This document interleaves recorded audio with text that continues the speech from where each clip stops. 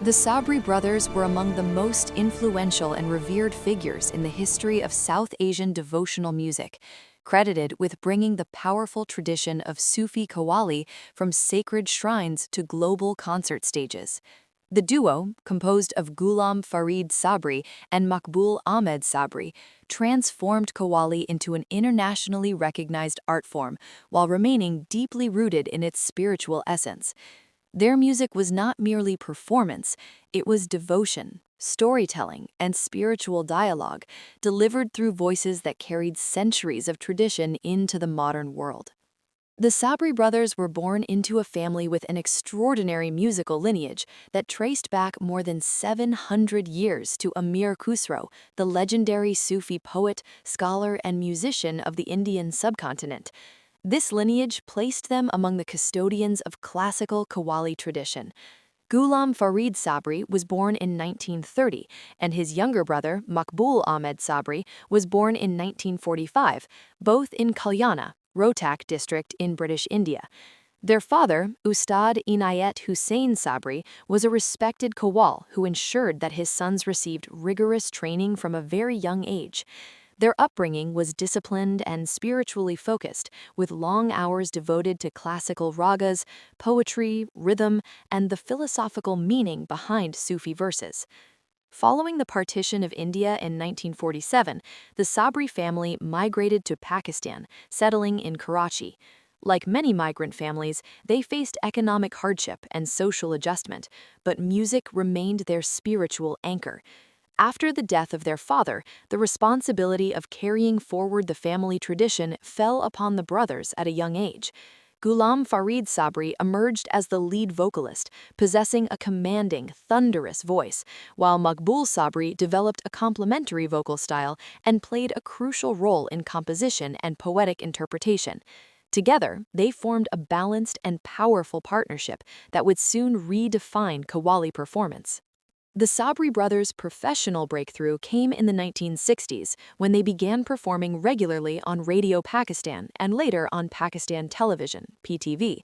Their performances stood out for their emotional intensity, spiritual depth, and disciplined classical structure.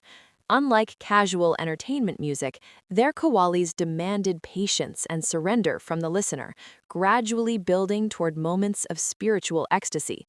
Their ability to explain complex Sufi ideas through repetition, rhythm, and poetic storytelling made their music accessible even to audiences unfamiliar with Islamic mysticism.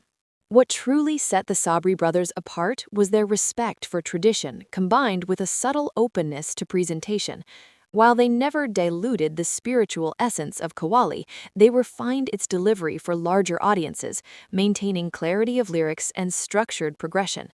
Their famous Qawwalis such as Tajdar-e-Haram, Bar Do Joli Meri, Khwaja Ki Diwani, and La Ilaha Illallah became timeless spiritual anthems, sung not only in shrines but also in homes and public gatherings across South Asia. These compositions focused on humility, divine mercy, love for the Prophet Muhammad, and devotion to Sufi saints, themes that resonated universally beyond religious boundaries. During the 1970s and 1980s, the Sabri brothers began performing internationally, marking a historic turning point for Qawwali. They toured extensively in the United States, the United Kingdom, Europe, and the Middle East, performing at concert halls, universities, cultural festivals, and spiritual gatherings. For Western audiences, many of whom did not understand Urdu or Persian, the experience was transformative. The raw emotion, rhythmic clapping, call and response vocals, and gradual musical buildup created a meditative and immersive atmosphere that transcended language. The Sabri brothers became cultural ambassadors, introducing global audiences to the spiritual heart of South Asian Islam. In the United States especially, their performances were received with deep curiosity and admiration. Universities and cultural institutions invited them as representatives of mystical Islamic traditions, helping counter stereotypes by presenting Islam through art, poetry, and spirituality.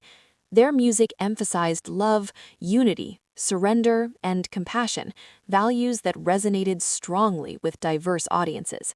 The Sabri brothers demonstrated that Qawwali was not just religious music, but a universal expression of human longing for the divine. Despite their global success, the Sabri brothers remained deeply humble and spiritually grounded. They continued to perform at Sufi shrines and religious gatherings, viewing fame as a responsibility rather than a privilege. However, tragedy struck in 1994 when Ghulam Farid Sabri passed away during a tour in Saudi Arabia. His death marked an end of an era and deeply saddened fans across the world. Maqbul Sabri continued performing for some time, attempting to preserve the legacy, but the absence of his brother was profoundly felt. Maqbul Ahmed Sabri passed away in 2011, closing the chapter on one of the most important musical partnerships in South Asian history. The legacy of the Sabri brothers remains immense and enduring. They paved the way for future generations of Qawwals, including globally recognized artists, by proving that devotional music could command international respect without losing its soul. Their recordings continue to be studied, performed, and revered, and their influence can be heard in both traditional Qawwali circles and contemporary spiritual music worldwide. Today, the Sabri brothers are remembered not only as master musicians, but as spiritual storytellers who carried centuries of devotion across borders and generations. In the story of world music, the Sabri brothers stand as timeless figures who showed that faith, art, and humanity are deeply interconnected.